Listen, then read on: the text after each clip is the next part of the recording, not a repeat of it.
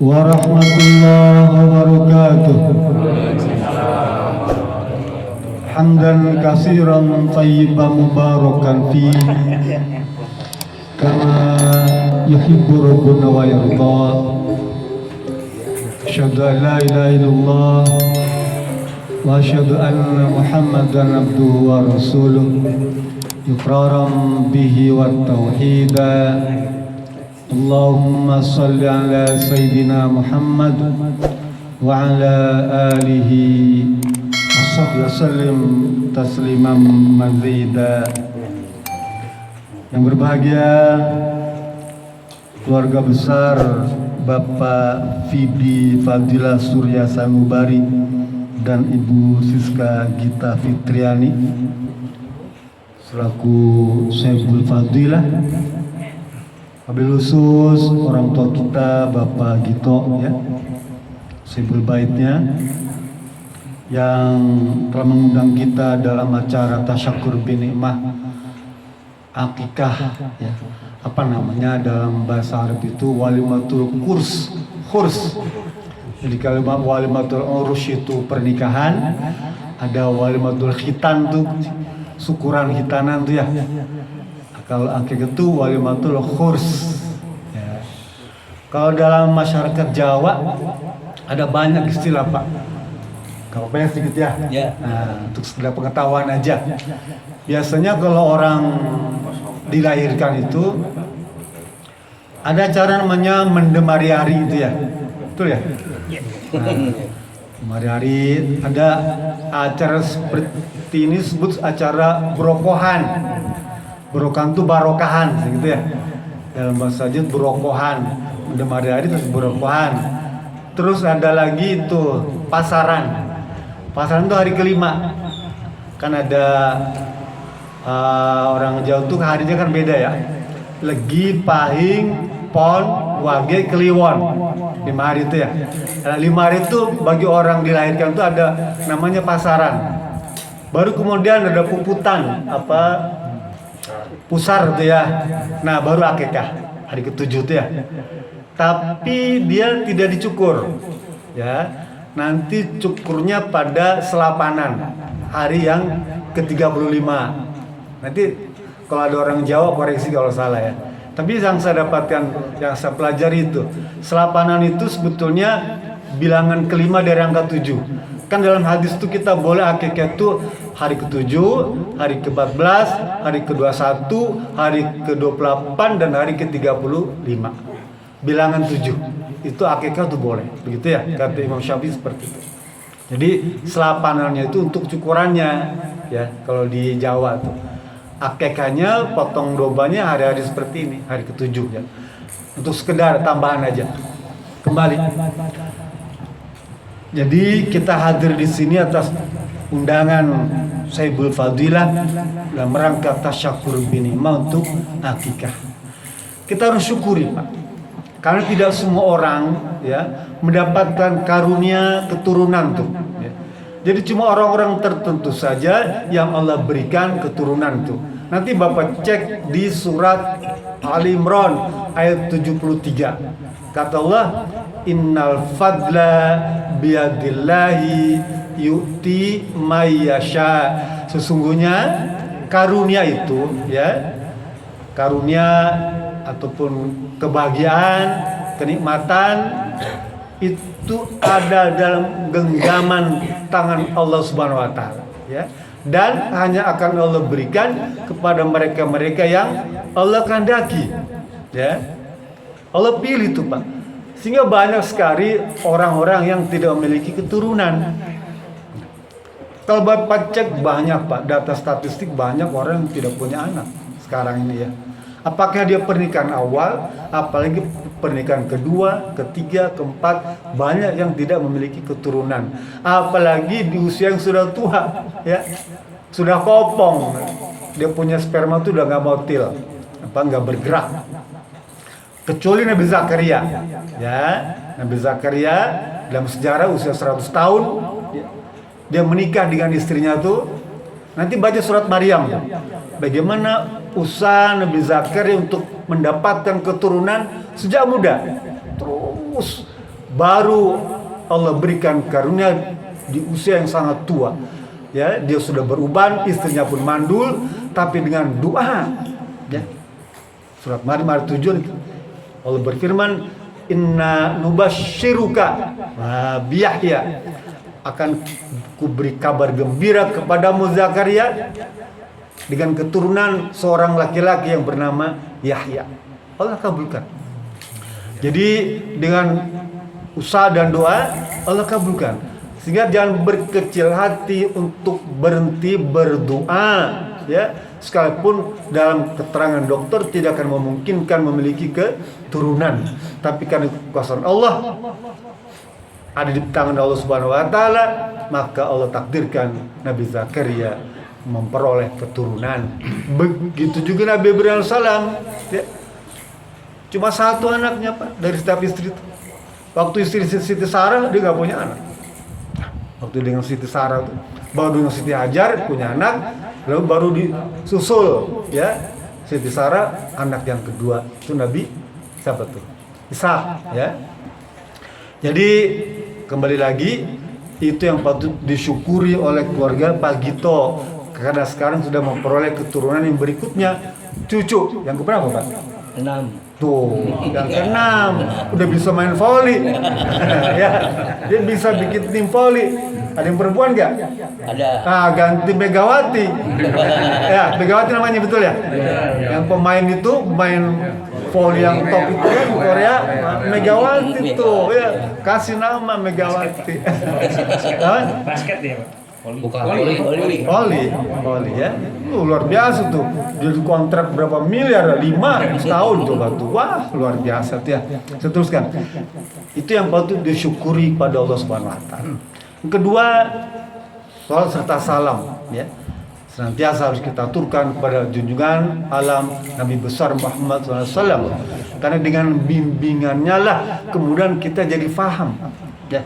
Di antara pelajaran yang Rasul ajarkan kepada kita, Pak, dalam sebuah hadis Imam Muslim, Rasul bilang gini, kullu ghulamin murtahanun ba'aqiqati, ya, tuzbau yaumas sabihi wa yuflaku wa yusamma. Setiap bayi yang dilahirkan maka dia terikat dengan akikah. Terikat dengan akikah. Maka potonglah hewan. Tuzbahu yaumas sabi pada hari ke-7. Ya. Potong domba. Kalau laki-laki 2 ekor sunahnya. Kalau wanita 1. Tapi sunah nih, Pak, ya. Jadi sekalipun nggak potong hewan nggak apa-apa juga, gitu ya. Misalnya kedua nggak mampu 2 mah satu boleh. Tapi pelajaran Rasulullah SAW ketika akan mengakekkan Hasan Hussein, nah, Sayyidina Ali nggak punya uang, nggak punya dinar, nggak punya domba. Kakeknya turun tangan, paham nggak? Kakeknya tuh turun tangan memberikan domba. Kalau nak fidi, ya katakanlah ada keterbatasan, kan kakek neneknya ada 4 ya. Dari mertua ada kakek neneknya. Dari kandung ada kakek berempat, bisa ditanggung berempat tuh untuk akekah tuh. Kalau misalnya ada punya keterbatasan, tapi saya yakin kalau begitu kan, wah asetnya di mana-mana. Apa ya? Gak usah repot-repot gitu. Jadi tuzbau yaumas sabih, potonglah domba, kambing, ya, sapi boleh, ya. Kalau mampu nggak apa-apa juga, ya. Tapi kuda nggak boleh, gitu. Karena dia bukan hewan peliharaan untuk dimakan, bukan. Misalnya kijang boleh, apa nggak boleh juga, gitu ya. Yang boleh cuma domba, ya. Yang biasa dipakai untuk hewan kurban lah, itu boleh. Kemudian wayukhlaku, potong rambut, nah, wayusama dan beri nama. Nah, memberikan nama ini menjadi kewajiban orang tua pada anaknya. Jadi kata Rasulullah, hakul walad ila walidihi salah satu asya, ya. Hak seorang anak kepada orang tuanya. Anak itu punya hak, Pak, ya. kepada orang tuanya, dia boleh menuntut pada orang tuanya itu Pak. Hak anak nih artinya apa? Kewajiban orang tua. 3 tuh. Yang pertama, ayo sinasmahu, memberikan nama, ya. Jadi berikan nama iza walada, kalau dilahirkan maka dia punya hak untuk mendapatkan nama. Bayangkan Pak, kalau seorang anak gak dikasih nama sama orang tuanya, gimana sih manggil gitu ya? Ayo sini, nah, gitu ya. Jadi Rasul ya dari Allah Subhanahu Wa Taala sudah mengerti itu Pak. Dibimbing, kita dibimbing oleh Allah melalui Rasulnya agar anak itu dikasih nama. Kadang-kadang kan kita suka percaya sama pepatah orang Barat, what is a name? Apa artinya sebuah nama? Tidak Pak, bagi Islam nama punya peranan. Bahkan di ayat nanti Rasul bilang gini, innakum tud'auna yaumal qiyamati bi asmaikum wasmai abnaikum. Rasul bilang gini, sesungguhnya kalian nanti pada hari kiamat Allah akan memanggil kalian dengan nama kalian dan nama orang tua kalian. Bin. Tuh, ya. Jadi harus dengan nama orang tuanya, ya. Insya Allah kita akan beri nama cucu Pak Gito ini atau anaknya Pak Fidi ini adalah Muhammad Senanafis Akhafi, nama yang bagus sekali. Bin Fidi Fadila Surya Sanubari atau binti Siska Gita Fitriani. Gitu ya. Nama. Kalau dulu orang-orang dulu tuh versi Indonesia itu tidak pakai bin, tapi disambung. Ya misalnya Emil, Salim. Salim itu bapaknya. Gitu ya. Dewi. Iya, gitu. Yang pakai bin itu cuma Arab, tapi kita ikut-ikutan sekarang ya. Anis bin Carung. Anis bin Carung kan ya. Jadi Allah tuh nanti akan memanggil kita dengan nama kita dan nama orang tuanya. Bayangkan nama Asep tuh banyak Pak di Bandung ini Pak. Kalau nggak ada nama orang tuanya, bingung malaikat juga nih datang panggil Asep, maju semua. Kita truk tuh ya. Agus, maju semua. Ada Agus? Jadi itulah harus disebutkan harus dengan nama orang tuanya. Nah, dan nama itu Pak, dia menjadi bentuk doa, ya. Nama itu di samping jati diri juga doa, ya. Coba tuh zaman dulu tuh ya. Bapak kalau ada uang kertas itu zaman dulu, zaman Orde Baru tuh ditulis sana, wah itu kan banyak Pak. Wah, luar biasa tuh. Jadi itulah Rasul bilang nama itu jadi doa. Dulu ada seorang sahabat bernama Hazan, datang pada Rasulullah diganti. Hazan tuh kamu sedih, ya. Dan sengsara terus Pak, betul. Ya. Datang diganti dengan Sahal. Lalu Rasulullah diganti Sahal, antar Sahal. Setelah itu kesedihan, kesusahan, kemiskinan itu sirna, berganti dengan kebahagiaan. Karena nama itu doa. Ya. Jadi kalau namanya Pengki, jangan. Mentang-mentang namanya dia bilang dari Quran nih, namanya apa? Tony. Kok bagus Tony? Bukan, nama lengkapnya Syaitoni. Namanya Syaitoni. Jangan juga. Iya. Jadi kewajiban orang tua itu 3. 1 memberi nama. Yang kedua, ayu alimu ida akala, memberikan pendidikan, ya, pendidikan.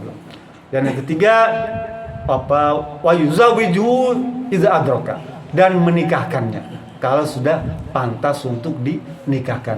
Jadi kewajiban orang tua itu cuma 3 sebetulnya yang disunahkan tuh. Selebihnya ya boleh-boleh aja ya. Yang sifatnya mubah ya boleh. Tapi yang sunnahnya 3 itu saja. Saya teruskan. Jadi akekah itu penting sekali Pak. Di samping juga untuk menanamkan keimanan kepada anak itu, kalau kita berharap anak itu menjadi anak yang soleh atau anak yang solihah, bahkan anak menjadi yang takwa yang kita harapkan itu Pak.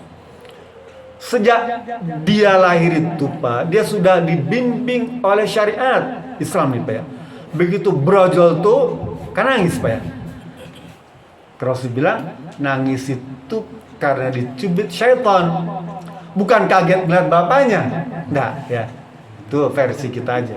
Tapi kalau Rasul bilang karena dicubit syaitan 2 kali sehingga dia menangis tuh. Cuma Isa Al-Masih yang tidak menangis, binti Maryam tuh. Dari seluruh bayi itu semuanya menangis kecuali Isa Al-Masih. Tidak dicubit oleh syaitan. Kan sejak dalam kandungan dia sudah menjadi nabi. Ya. Kan waktu di dalam kandungan dia sudah bisa ngomong, ya, sudah bisa berbicara. Jadi sudah menjadi seorang nabi sehingga syaitan tidak mempan mencubitnya. Saya teruskan, Islam mengajarkan kita, membimbing kita sejak bayi lahir itu sudah dituntun dengan syariat. Ya, kita kan diajarkan tuh surat apa tuh? Ali Imran, ya. Wala tamutunna illa wantum muslimun. Janganlah kalian mati, ya, sebelum kecuali dalam keadaan muslim, ya. Artinya apa? Hidup kita itu harus Islam, selalu dalam keadaan Islam. Karena kita memang dituntut untuk beribadah. Bukankah kita diciptakan Allah semata-mata untuk ibadah? Sejak lahir sampai mati itu semuanya ibadah, Pak. Begitu berjauh lahir, Rasul ajarkan, azankan di telinga kanannya dengan kalimat thayyibah. Kenapa dipilih kalimat azan? Karena paling gampang. Semua orang hafal, ya. Semua orang ngerti tentang kalimat azan itu dan dia ajarkan untuk sholat. Ya. Hayya 'alas shalah. Allahu akbar, Allahu akbar. Telinga kanan. Bisikan telinga kirinya dengan iqamat.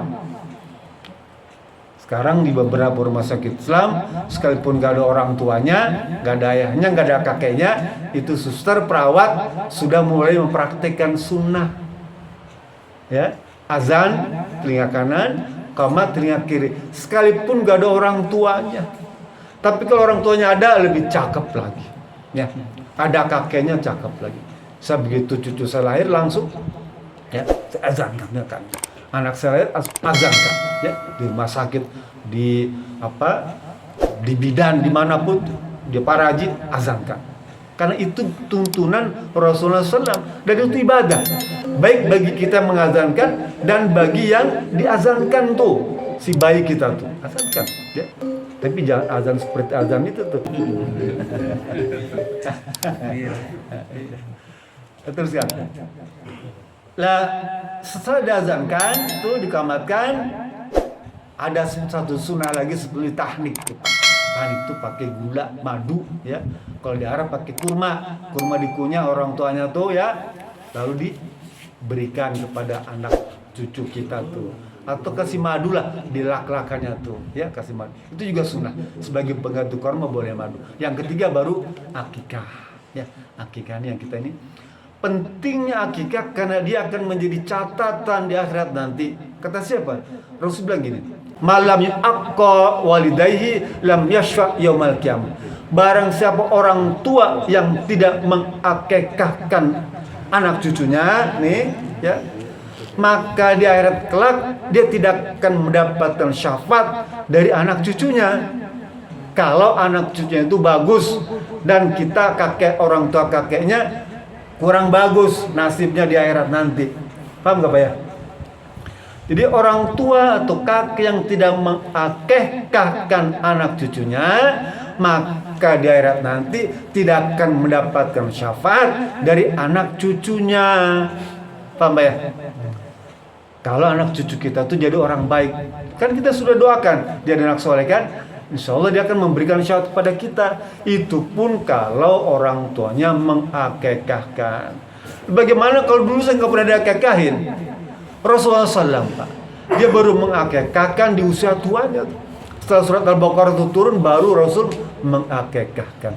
Jadi kalau ada saudara-saudara kita yang belum diakikahkan karena dulu mungkin punya keterbatasan orang tua kita, ada keterbatasan kekurangan ekonomi di zaman kita dulu, ya, atau ketidakfahaman tuh, maka sekarang kita boleh akikah, boleh sekalian korban. kan ini merupakan ibadah sunnah, barengin itu dengan ibadah kurban. Ya, niatkan sebagai akikah dalam hati kita dan kurban dibarengin di situ. Sama-sama, ya. Untuk ibadah sunnah kita boleh dobelkan niatnya tuh. Kayak kita sholat, Pak. Sholat qobliyah dengan sholat tahiyatul masjid boleh didobel tuh niatnya tuh. Saya mau sholat qobliyah subuh sekaligus dengan tahiyatul masjid. Boleh. Kalau waktunya mepet. Kalau waktunya panjang, boleh qobliyah subuh, boleh tahiyatul masjid dulu, baru qobliyah subuh. Kalau waktunya panjang. Tapi kalau mepet, udah double aja. Saya selalu praktek begitu, Pak. Untuk ibadah sunnah, saya mesti double. Ya. Saya teruskan. Jadi pentingnya kita melakukan akikah itu dalam rangka bekal nanti di akhirat kelak, ya. Sehingga jangan sampai tertunda tuh akikah itu. Kalau ada anak cucu kita yang belum sempat diakikahkan, maka punya waktu banyak sebelum dia akhir balik. Sebelum dia balik, kata Imam Syafi'i, masih boleh diakikahkan tuh, ya. Kalau misalnya sekarang kita juga nggak mampu, tanya sama kakeknya, neneknya, kira-kira ada rezeki nggak nih? Ya, kita urunan, beli kambing satu untuk mengakikahkan anak cucu. Karena sayang, kan ini merupakan ibadah dan seluruh rangkaian biaya untuk tasyakur, syukuran akikah itu dicatat sebagai biaya ataupun anggaran sedekah yang akan Allah balas berpuluh-puluh kali lipat ganda. Paham ya? Setiap kali syukuran, apakah syukuran akikah, syukuran hitanan, syukuran menikah, Bapak pergi haji itu untuk biaya-biayanya itu jadikan itu sebagai sedekah. Sehingga nanti Allah balas penggantinya tuh. Aduh, saya pergi haji habis sekian ratus juta, jadikan itu sedekah. Aduh, saya kemarin kawin habis sekian ratus juta, jadikan itu sedekah. Waduh, saya kemarin tanah habis sekian ratus juta, jadikan itu sedekah. Saya akikah, ya, habis domba 2, macam-macam biaya makan segala macam, jadikan itu sedekah. Allah akan ganti dengan balasan berlimpah. Bahkan anak yang kita akikahkan, dia akan mendapatkan rezeki berupa ilmu, ya, nikmat, rezeki, pekerjaan. Coba bandingkan, cek bapak-bapak, ya. Saya coba akan terangkan sedikit. Teman-teman yang anak cucunya diakikahkan, Pak. Di sekolah itu mereka mendapatkan ranking, ya. Dapat beasiswa. Perguruan tinggi negeri, perguruan tinggi yang favorit, kerja di PNS atau di BUMN, itu rata-rata seperti itu, Pak.